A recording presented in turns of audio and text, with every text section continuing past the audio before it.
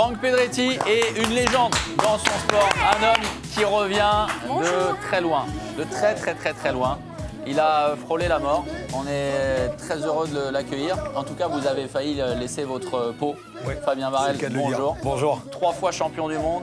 Combien? 8 titres de champion de France. C'est ça, tout à fait. Bon, un monstre dans sa discipline. Et une histoire absolument fantastique. On avait failli le recevoir juste avant l'été, Fabien. On l'attendait, on avait prévu. On explique aux gens, mais c'est vrai qu'on prévoit plusieurs semaines à l'avance les invités. Et là, patatras, vous nous annoncez une terrible nouvelle. J'adore ce son, juste micro-dédicace Farid. Et oui, évidemment, Fabien Barrel, qui est un des tauliers de la discipline. Oui, je kiffe. Justement, c'est la belle histoire du Total Freestyle. Il n'est pas passé loin, il roule en 2 roues, il a failli en rajouter 2. Je vous propose de regarder, c'est la belle histoire du Total Freestyle. 2 riders sans limite vont mettre à l'épreuve le nouveau déodorant Endurance 72 heures. Son visage vous dit peut-être quelque chose. Acteur d'une campagne publicitaire nationale pour un déodorant, Fabien Barrel, triple champion du monde de VTT de descente, champion d'Europe, 8 titres de champion de France, prenait sa retraite en 2011 après 16 ans de compétition internationale.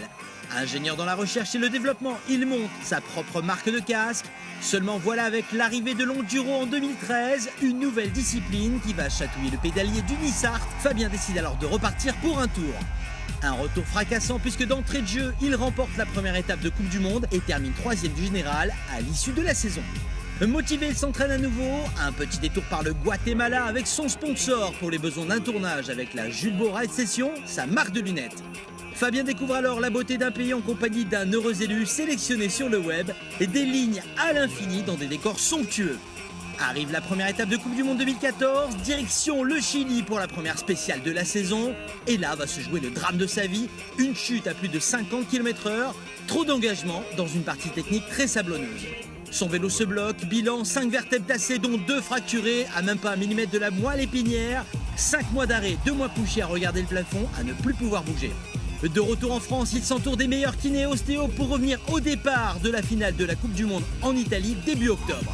Magie du sport, récompense de l'effort, Fabien réalise le meilleur temps et remporte la finale. Lui-même n'en reviendra pas, une véritable leçon de vie. If there is something I can say today, is that whatever happened to you in your life, don't ever give up. Ne jamais abandonner. Never give up, la race des champions, il est là. C'est incroyable ce retour, parce qu'en fait, tout simplement, vous avez failli être paralysé à vie, c'est ce que je viens de voir, et vous, derrière, vous réalisez un comeback incroyable. Le comeback, il était plutôt inattendu. Une certitude, c'est que oui, c'est passé très proche. J'étais à 1,2 mm de la moelle épinière, donc les plateaux vertébraux étaient vraiment endommagés. Et c'est vrai qu'on n'avait pas de certitude quant à ma capacité à revenir sur le vélo, mais aussi d'avoir une mobilité correcte et d'être capable de revenir et d'avoir une victoire comme celle-là, c'était plus qu'inespéré, clairement. Franck. On parlait de Pierre Vautier pendant le sujet. Le parallèle, il est évident. Voilà, mais c'est comme ça qu'on reconnaît un athlète de haut niveau. Je n'arrête pas de le répéter à chaque fois qu'on a un athlète qui se casse. Quand on revient comme ça, je veux dire, il a touché le vélo pendant 1 mois, il revient sur la finale de Ligue 1 en Italie, boum, il le fracasse. Comment ça se passe au niveau des athlètes, des adversaires, etc.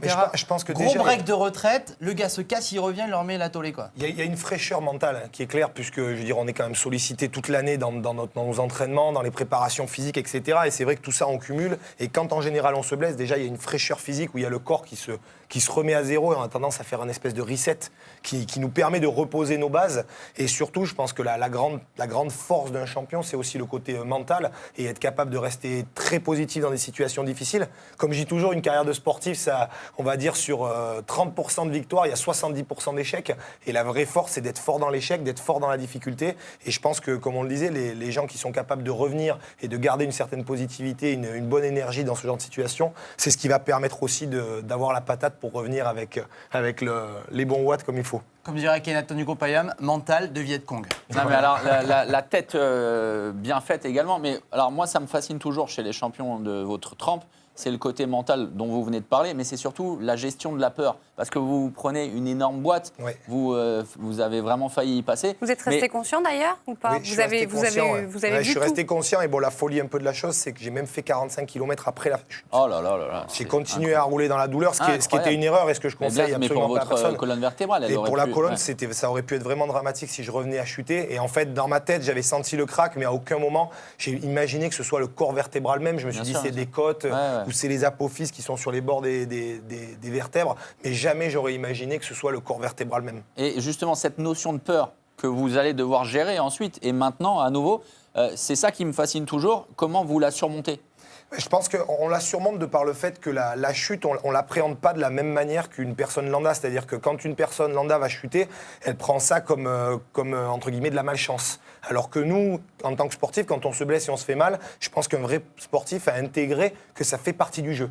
C'est-à-dire que ça fait partie des règles. Se faire mal, prendre des risques, et y compris la peur, fait partie des règles du jeu. On est dans un sport où on est à 40, 50, 60 km/h, des fois à 20 ou 30 cm des arbres, et on sait et on intègre qu'à tout moment ça peut nous arriver, et puis on essaye de l'assumer et de le vivre au mieux. Maintenant, au plus profond de nous, chaque chute, alors, je dirais, augmente forcément un peu la peur, et c'est vrai que pour mon cas, j'ai eu pas mal de blessures, et j'aurais jamais pensé remonter avec si peu d'appréhension sur le vélo. Franck, c'est votre belle histoire, hein. Vous vouliez absolument le mettre en lumière et je crois que vous avez une petite surprise pour lui, un petit clin d'œil. Ah bah oui, on l'attendait le 21 avril, on s'est inquiété, etc. Puis alors il y a quelqu'un qui s'est inquiété, quelqu'un que tu connais pas forcément beaucoup, mais avec qui tu as passé un petit peu de temps. Ouais. Et depuis qu'il sait que tu es de retour sur son vélo, eh ben, il a une question à te poser, regarde. Ça fait un moment qu'on s'est pas vu, hein. Je suis en Corse. J'ai appris la nouvelle, ton retour dans le monde du vélo. Tu donnes une très bonne leçon de vie. Du coup, pour fêter ça, je te propose quelque chose. On se retrouve tous les deux, sans tacos ni Tumulus. Deux mecs qui ont vécu un truc exceptionnel au Guatemala. On passe une bonne journée à ride. T'en penserais quoi, toi ? Expliquez-nous. Expliquez, Qui est ce monsieur ? Voilà. Alors ce monsieur, c'est un vainqueur d'un jeu concours en fait, qu'on a fait pour la Jules Boride Session, où on est parti justement au Guatemala, les On l'a images vu dans que le vous sujet, avez vues je dans crois, le sujet. ouais. Et en fait, on a sur 130 vidéos qui ont été sélectionnées sur le web, on a choisi 10 pilotes qu'on a amenés rouler avec nous, et on en a choisi un pour partir à mes côtés faire ce sommet à 4000. Et donc on a vécu 10 jours d'aventure absolument exceptionnelle dans un cadre qui était vraiment fabuleux, mais surtout une aventure humaine où on était vraiment dans la difficulté, dans le partage pour pouvoir faire vivre à cette personne-là toute cette émotion. Et je pense que Rodolphe, qui s'est intégré au projet de manière exceptionnelle, l'a vécu de manière très intense. Donc c'était. Il a l'œil qui brille là, c'est le roi de la pédale, Thomas. Ouais, bien sûr. Il aimerait bien partir sur la prochaine étape. Thomas, c'est le roi de la pédale. Destination prochaine. Là, je valide.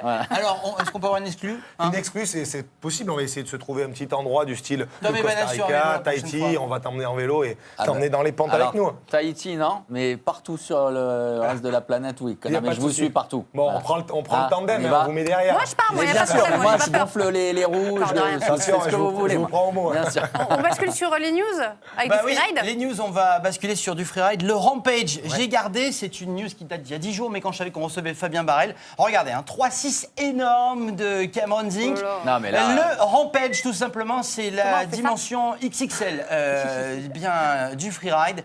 Ça fait depuis 2008 que c'est l'épreuve de L'explosion. référence. C'est quoi, c'est du big air pour le. C'est Bon, tout ça simplement. peut être- Le principe, c'est aller le plus vite possible, arriver en bas entier, D'accord. et alors être le plus créatif. Et on aménage des parcours. Regardez, un énorme 3-6 sur ce drop.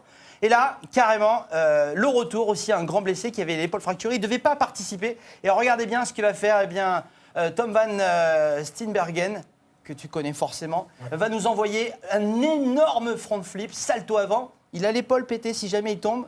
C'est direct l'hosto. Oh là là là. Regardez, puis alors, vélo suspension, il replaquera pas malheureusement. Gap de 22 mètres au-dessus d'un canyon. C'est juste monstrueux. Le Rampage à suivre prochainement sur la prochaine édition. Regardez, Oh, énorme vers l'avant, amplitude. c'est Le fantastique. taux de confiance en lui, c'est incroyable. Là, il y a clairement l'engagement. Je peux vous dire qu'au niveau de la prise de risque sur un événement comme celui-ci, elle est énorme. Et c'est vrai qu'un tracé comme celui-là, pauvre, là on le voit, Oh, le soleil, on après. le voit se Le mettre vélo court. n'est pas réellement Ouais. fait pour, il est tout suspendu, donc en réception, c'est très dur de replaquer. Monstrueux. On termine avec Jérémy Flores. Jérémy Alors, des Flores. nouvelles, bon, Non, un des peu bonnes meilleures, nouvelles. un Des peu bonnes meilleures, nouvelles. c'est Il vrai, signe ouais. son meilleur résultat sur le WQS, la 2e division du surf, avec un quart de finale. Malheureusement, il aurait pu aller plus loin. Donc, sur un événement prime, il prend des points. C'était à Il Cascais, au remonte Portugal. Cascais au Portugal avec de superbes rollers. Jérémy Flores qui remonte de 11 places au classement général. Il est 15e du WQS. Il faut impérativement qu'il rentre dans le top 10 pour rester dans le top 32 du Tour mondial. Il lui reste encore 3 épreuves prime sur le QS. 2 CT, ça démarre cette semaine. C'est aujourd'hui que ça démarre du côté de Cascais au Portugal pour le CT. Et Jérémy Flores qui s'est pris l'audace de répondre à un journaliste un petit peu gonflé qu'il a critiqué depuis 3 mois. Et le gars, sorti d'eau, fait l'interview de Jérémy Flores. Je propose qu'on écoute en anglais, je vous traduis après. Jeremy, the last couple of minutes, it just all went down. Alors, il lui demande comment s'est passée la dernière vague et qu'est-ce qu'il aurait dû faire. Ah bah je sais pas, t'aurais dû me dire ce que je devais faire parce que je lis tous les trucs que tu écris sur moi depuis des semaines et je pense que tu sais mieux que moi. Qu'est-ce que j'aurais dû faire?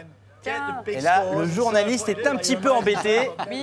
Et le sourire de Jérémy, ça fait plaisir. Ah ouais, voilà. Parce qu'il l'a pas toujours affiché effectivement lors de Boîte de ces mouchoirs, rentre chez maman, le journaliste. Allez, Au revoir Ben. dans tes dents.